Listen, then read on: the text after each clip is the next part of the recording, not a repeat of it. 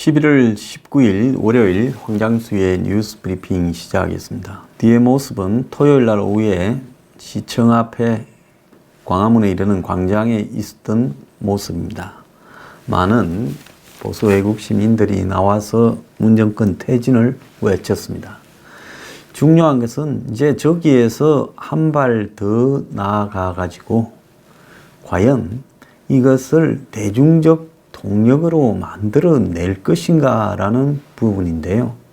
그렇게 하기 위해서는 지금보다는 많은 몇 가지 조건들이 갖춰져야 될 거라고 저는 생각을 합니다.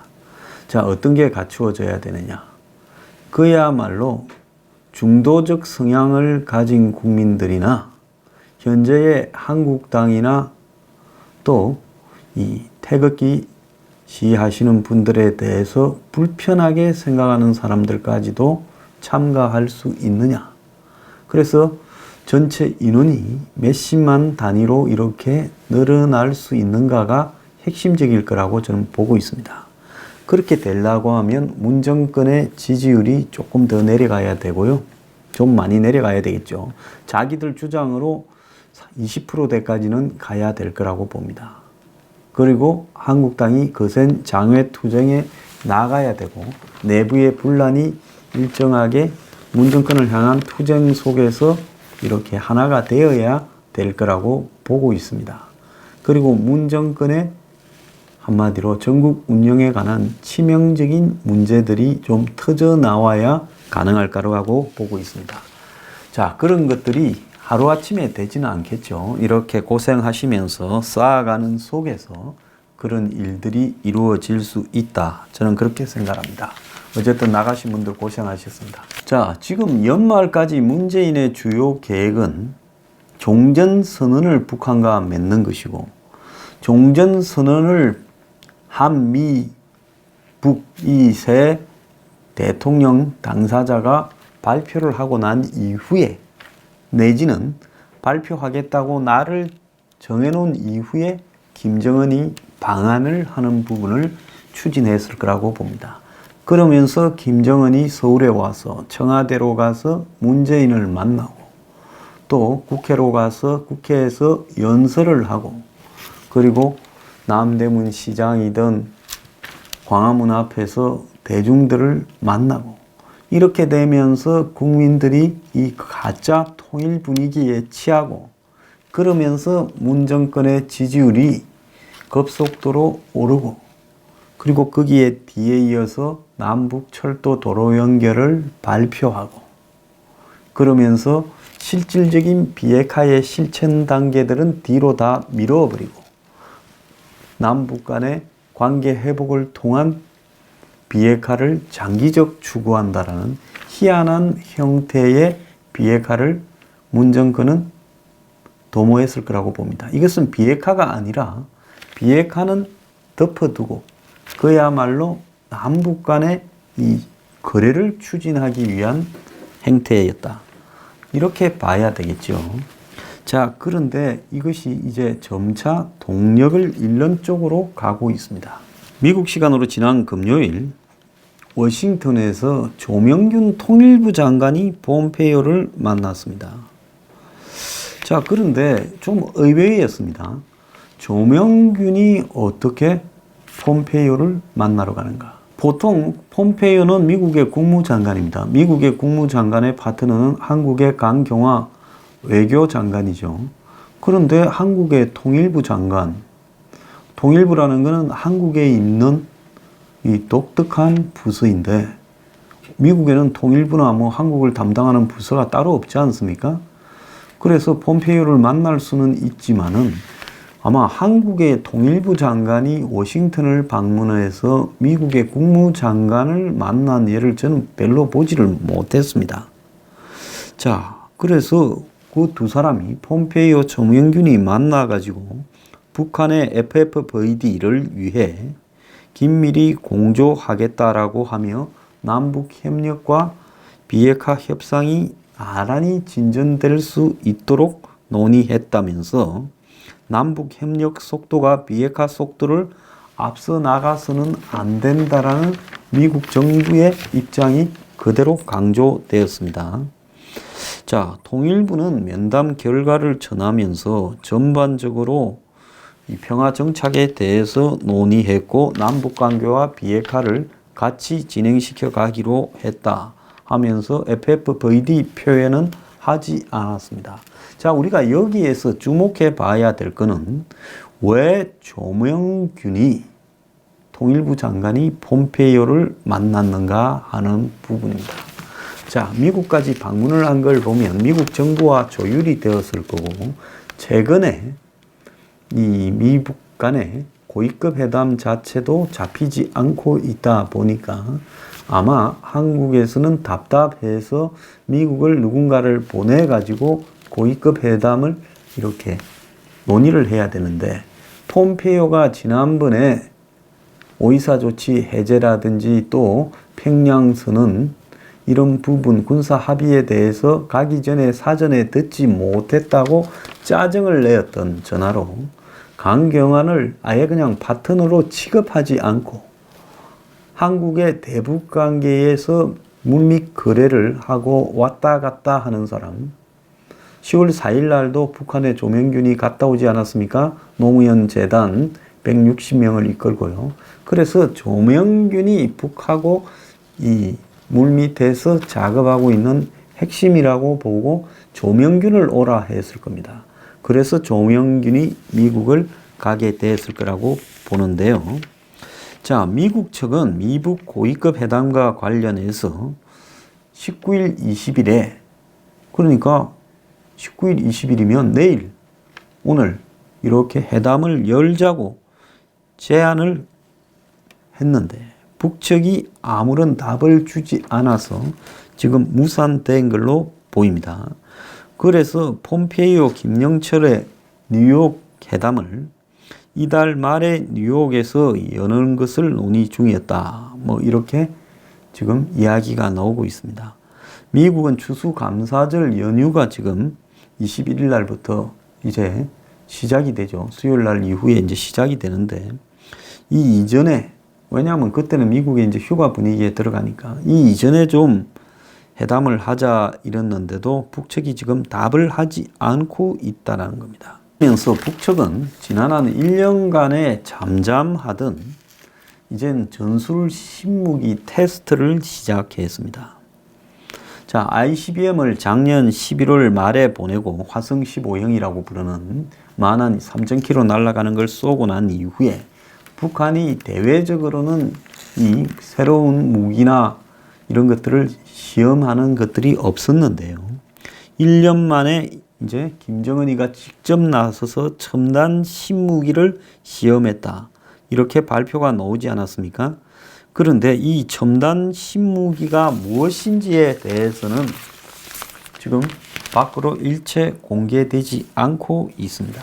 한국의 군, 국방부, 통일부, 청와대는 전략무기, 즉 핵이나 핵을 실어 나르는 ICBM이나 이런 것들이 아닌데 도발이 아니다라고 이야기를 하고 있습니다. 북에서 이야기하는 첨단 신무기라는 것은 북한 주민들을 이렇게 사기 높이려고 하는 것이다. 청와대도 방어용 아니겠나 이렇게 말하는데 그러면 야당은 지금 뭐라고 비판하느냐. 미국만 공격하지 않고 남쪽을 공격하는 무기는 괜찮은가에 대해서 지금 비판을 하고 있습니다. 자, 우리가 지금 방위력을 증강하는 것은 물론이고 우리 보유 중인 군사력도 감소하고 있는데 비해 이번에 신무기는 김정일이 개발해온 신형 장사포, 장사정포일 가능성이 많다고 이야기를 하고 있습니다.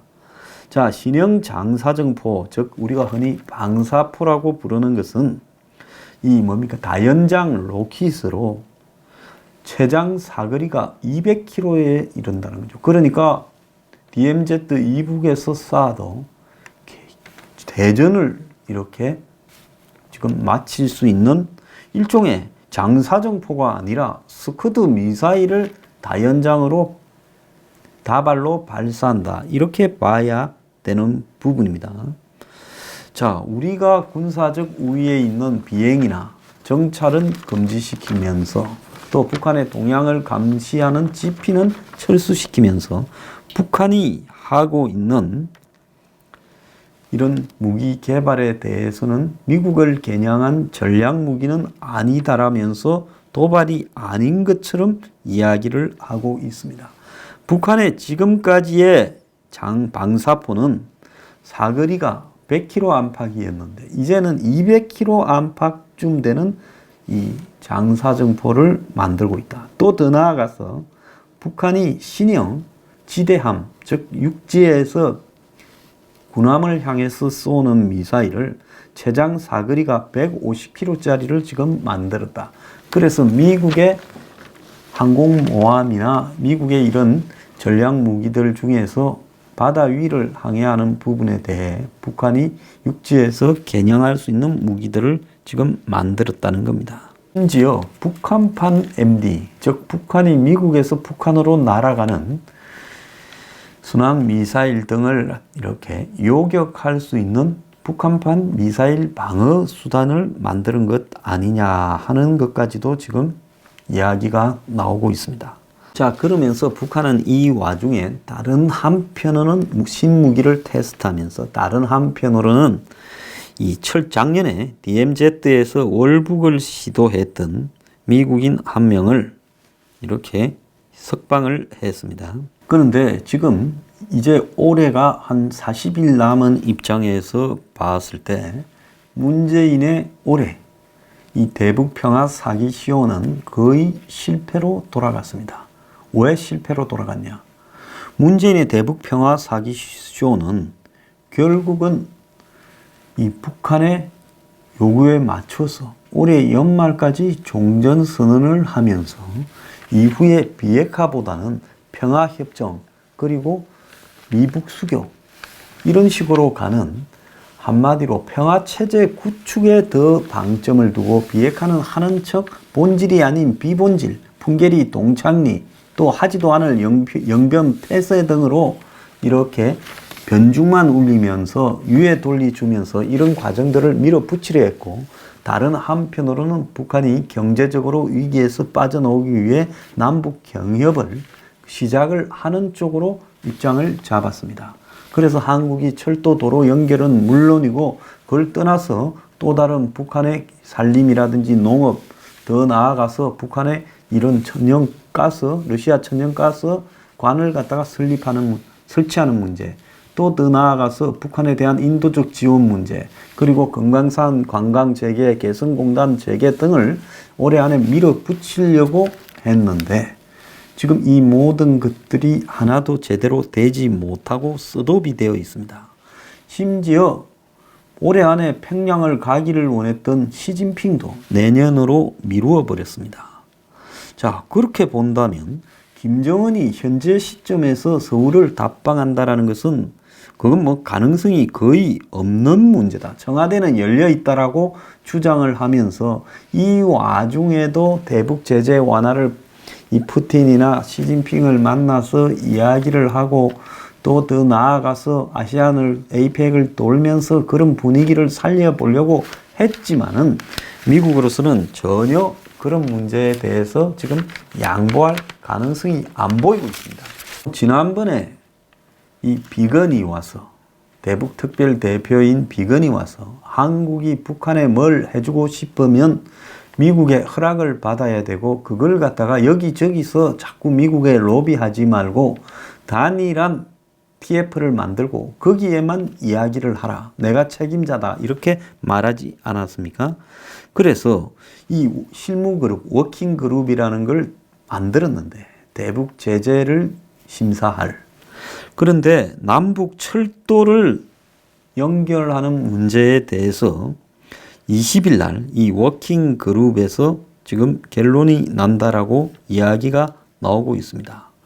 자, 미국 측은 미국산 부품이 10% 이상 들어간 제품은 북한과 이란에 반입할 수 없도록 미국에서 법이 규정하고 있는데 이번 조사에 금지 품목에 해당되는 전자기기가 포함되어 있어 종합적인 검토를 위해 결정이 늦어지고 있다. 이렇게 말을 하고 있습니다. 미국 국무부와 재무부에서 실무자들도 참석하는 걸로 알려져 있는데요. 이 회의에서 긍정적인 결론이 날 가능성은 별로 없다고 보고 있습니다. 자, 그것은 조명균이 3박 4일간 미국을 지난주에 방문했을 때 미국 측에 북한의 비핵화에 따른 포괄적인 제재 완화의 필요성을 언급하지 않았다라는 보도들이 지금 나오고 있어요. 자, 미국 가서 보니까 분위기가 한마디로 철도 연결 등을 해달라고 이야기할 분위기가 전혀 되지 못했다라고 지금 보는 것이 정확한 판단이다 이렇게 봅니다. 자, 이 와중에 미국이 북한을 가장 지독한 인권 유린국이다라고 언급되어 있는 이 대북 인권 결의안을 유엔 총회 3위원회에서 통과를 시켰습니다. 지난 15일 날요.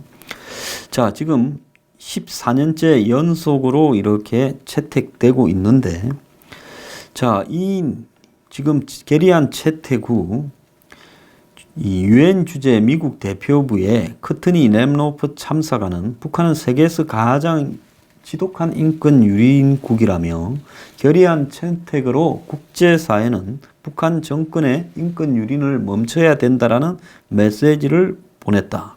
이렇게 지금 해석을 하고요. 미국의 상원 외교위 민주당 간사인 밥 메넨데스 의원은 VOA의 방송에 나와서 내년 의회에서 인권 문제의 특정에서 북한에 어떤 제재를 부과할 것인지를 또 추가 논의를 해보겠다 이렇게 말을 했습니다. 자, 미국은 전반적으로 지금 북한에 대한 인권 문제 제기가 강화되어 가고 있습니다.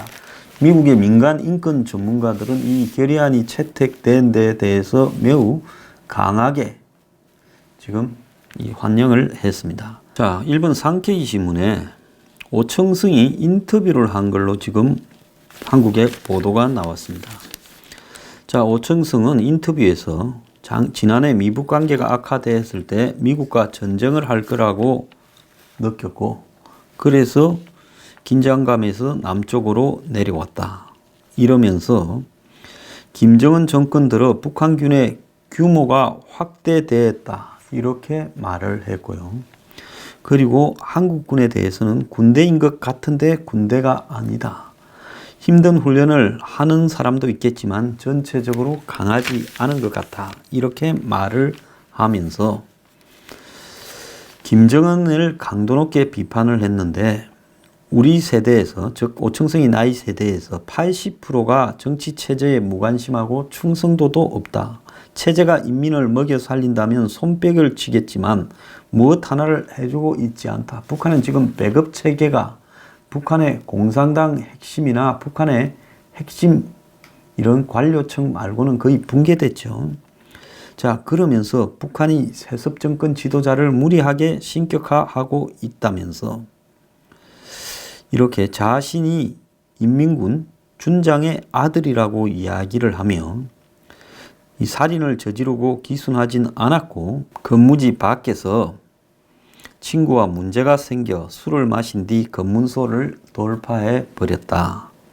돌아가면 처형당할 우려가 있어서 국경을 넘었고 후회하지 않는다라고 이야기를 하고 2월달까지는 입원해 있었고 현재는 통원하면서 일을 하고 있다.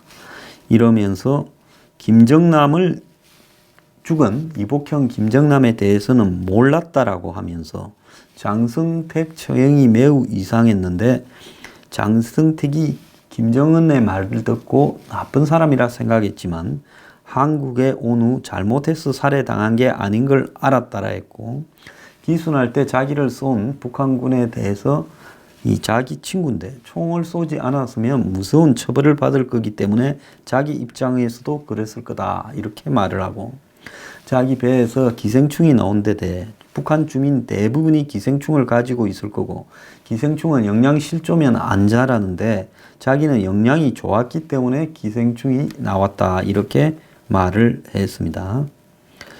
자, 지금 한국 정권이 오청승을 굉장히 관리하고 있을 건데 일본 현지에 가서 일본의 이 거구 매체라고 불리우는 산케이와 오청성이 인터뷰를 했다라는 것은 아마 지금 오청성에 대한 특별 관리나 이런 것들을 아무것도 하지 않고 있으니까 이런 일이 나오지 않았나 이렇게 봅니다. 자, 오청성의 경우를 보더라도 북한이 얼마나 지금 군에 대해서 군사력을 강화하면서 북한 주민들을 지금 학대하고 있는가는 우리가 잘 알 수 있죠. 자, 이럼에도 문 정권은 올해 안에 김정은과 거창한 목표에 대해서 이렇게 합의했습니다마는 올해 안에 이제 마지막으로 제가 확답을 이렇게 여러분들에게 드리는데 종전선언할 가능성 없다. 올해 안에 김정은이 답방 어렵다. 불가능하다.